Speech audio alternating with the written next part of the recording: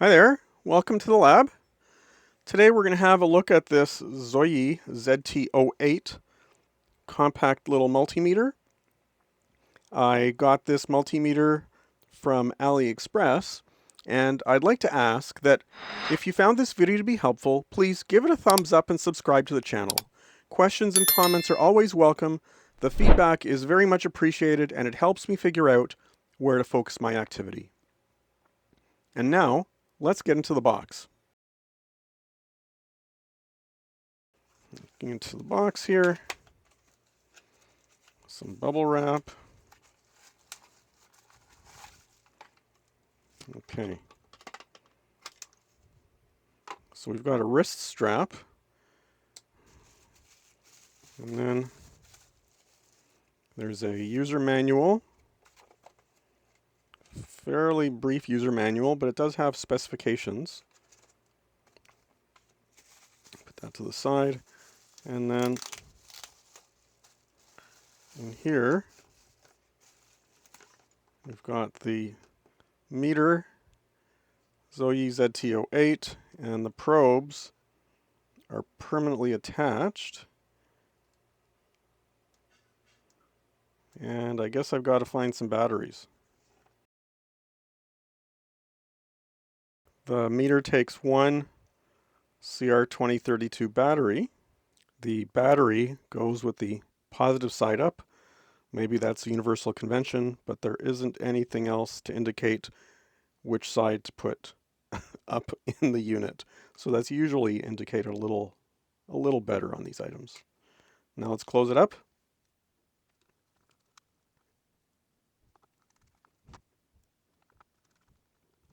Okay, and then if I've done this properly, it'll turn on and the display will still work. Oh, there we go. Just missing a little bit of force on the display.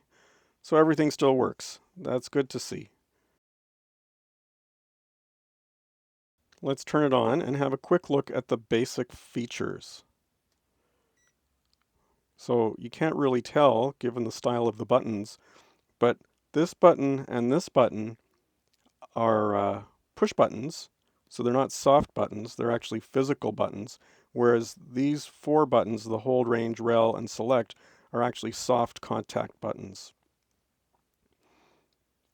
Now, when the unit is first powered up, we're in, let's say, we'll call it mode 1, and the select button, which is labeled as F1 here, that will switch us between DC volts, AC volts, and frequency, non-contact voltage.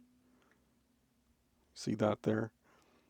And then back to DC volts. And so we'll see how that works when we actually try it out with the measurements. Now, the second button here, function, when we press that, that puts us into the sort of second mode, and it starts out that we're in DC millivolts. Now when we press the select button, you'll see that that takes us to AC millivolts. Then it takes us to resistance,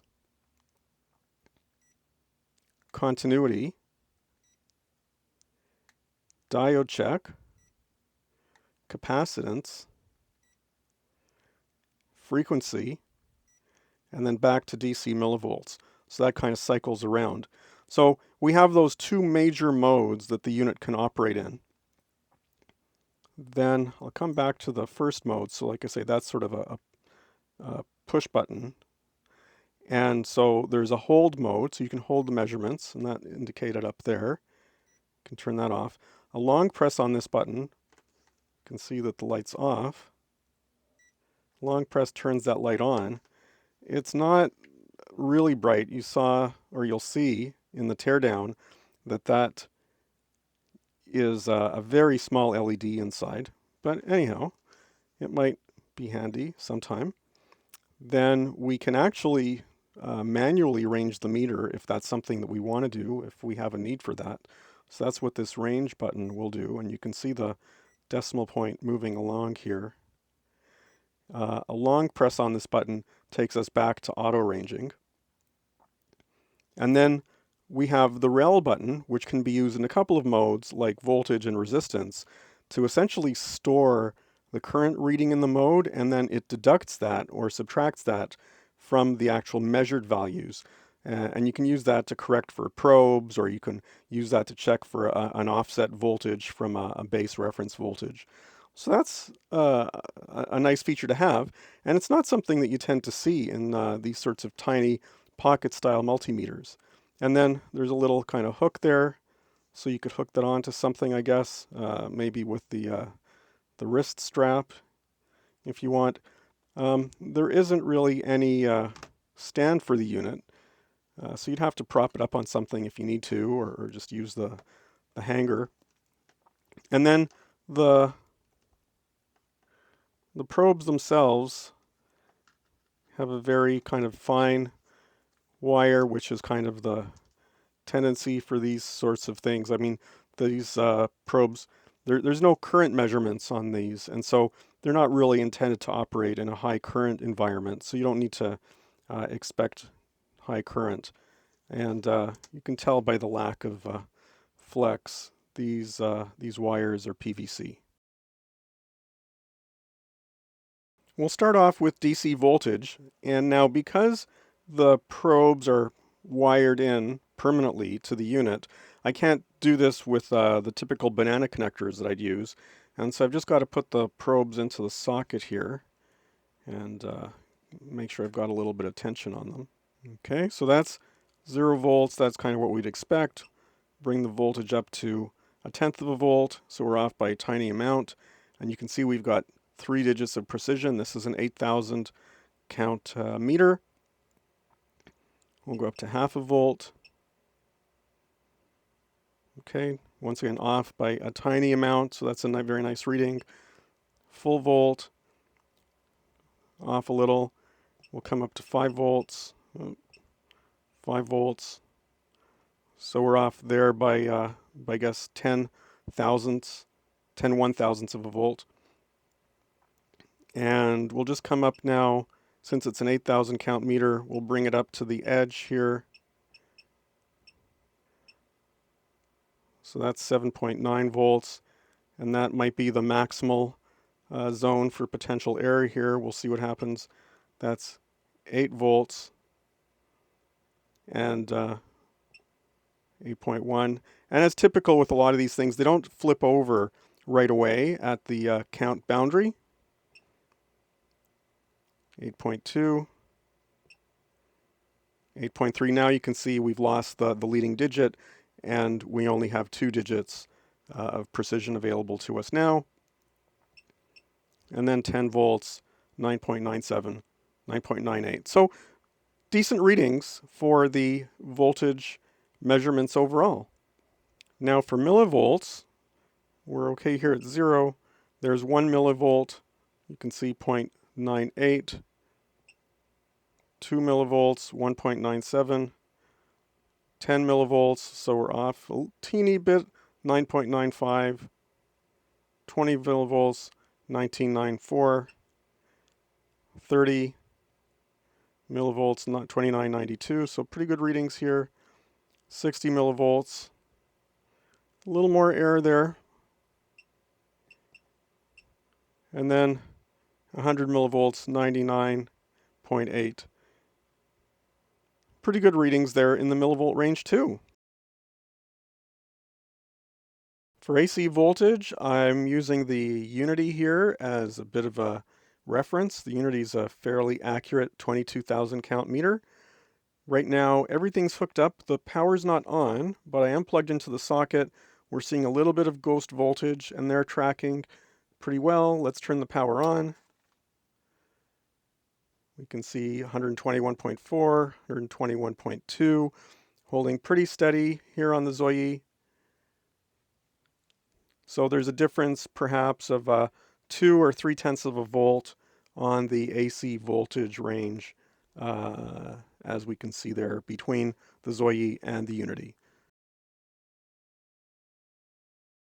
Now for resistance, got 20 ohms on the calibrator to begin with. We can see, got to try to make sure my fingers are good there. So 20 ohms, 20.3. We'll bring that up to 100 ohms, 100.1, that's fairly nice. 500 ohms, 499.0, so off by 1 ohm, that's really nice. We'll come up to 1K, so that's 1.01, so off by an ohm.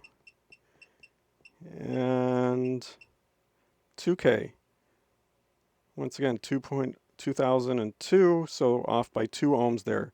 So that's nice performance to see in the resistance range. For continuity, typical tap test, that's very responsive. It misses once in a while, but otherwise very quick. Now I can't switch over the probes, but the tone comes out very quickly here. And that's really nice performance, even with the included probes. Now for diode, that's a nice measurement. That's also good. That lights up that diode, lights up that diode. That diode's good. That diode's lit as well, and so is that one. So nice performance there. I'll cross diode check, and the short is detected well. And the only thing that we don't have, but what's pretty typical for these lower end meters, we don't have a tone, the brief tone that I like to see. But otherwise, good performance in diode mode. For frequency measurement, I was getting ready to connect to the calibrator, and I notice I've put it into frequency mode, and it's showing me 60 hertz, and I'm not really sure what that's getting picked up from, unless it's, let's say, from the environment somehow, and one of these probes is an antenna, because nothing is connected at this stage.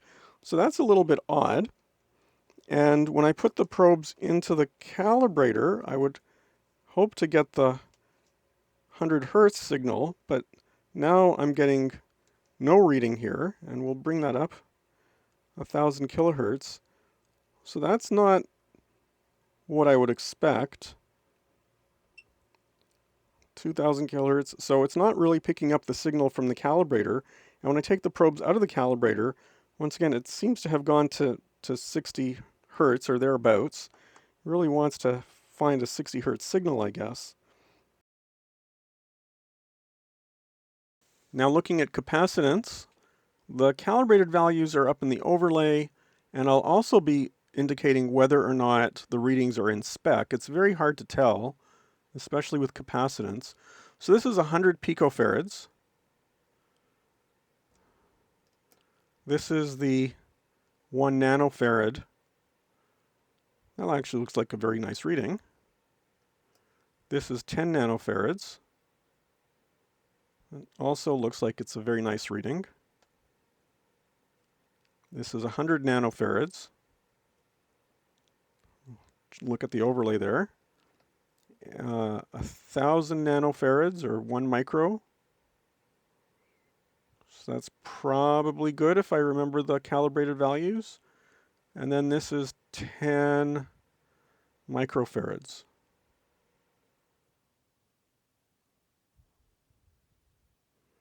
I think that's also a very nice reading, but the overlay has the true range. Now let's have a look at non-contact voltage. I've got this plug that I use to sort of see how close I have to get to the sensor. The hot line is along this edge of the plug. Now let's get the meter into non-contact voltage mode. AC, frequency. Okay, so that's non-contact voltage when it shows EF. And if I bring the plug down in here,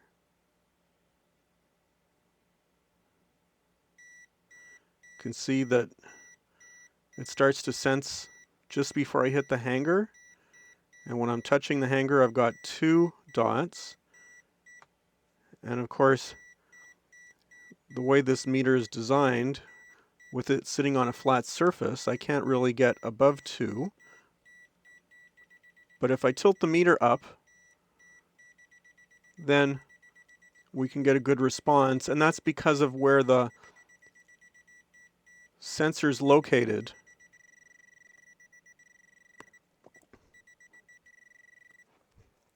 So that's a reasonable performance for the non-contact voltage, since in a real-world situation, you're likely to be holding the unit up to an outlet or some other electrical thing. And so you won't, this constraint of the flat tabletop surface won't really be a big issue. Once the meter is open to get the batteries in, there are no screws here, just a couple of clips holding the board in place. So pull that out. And the probes are all soldered on, and it looks like I've taken everything apart there. So we'll have fun putting that back together. You can see there's the LCD display and the zebra connector, or zebra connector, depending upon your pronunciation. The main board is here. We've got the contacts for the buttons and some other more solid mode switches there. So click. There is a PTC here, so we've got a little bit of input protection, which is somewhat nice to see. And the main control chip is obscured, which is fairly typical for these units. And the speaker, which is this flat job here. And then there's a LED light, which is right there. Kind of hard to see. But the speaker has basically pressure-mounted springs that it connects with. So very simple, and not a lot to this. This is probably the configuration and calibration flash memory. This is a nice and compact pocket-style multimeter. The meter provides 8,000 counts with a reasonable display. Accuracy was generally very good in the available modes. The only area out of spec was the low end of the range, where we tried to measure a 100 picofarad capacitor. The rest of the capacitance range performed well. As we saw in the teardown, a PTC is present for input protection. Manual ranging and relative measurement compensation are less common features in this market segment. The meter has a hook, allowing it to be hung up in a work area. On the other hand, the probes are permanently attached, which may limit the utility of the meter. Frequency mode, somewhere over here, did not work as expected and reported a stray measurement when there was no input. Unlike many other pocket meters, this unit doesn't have a stand or a case. While the meter worked well in general, I'm hard-pressed to suggest who might find it useful given the odd frequency mode behavior.